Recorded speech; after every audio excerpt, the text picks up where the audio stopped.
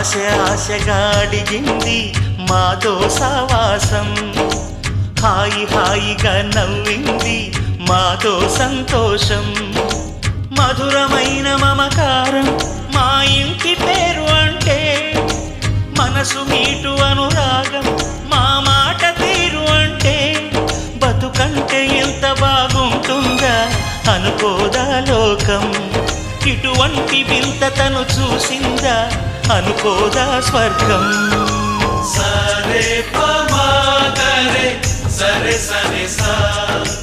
ఆశ ఆశగా అడిగింది మాతో సావాసం, హాయి హాయిగా నవ్వింది మాతో సంతోషం.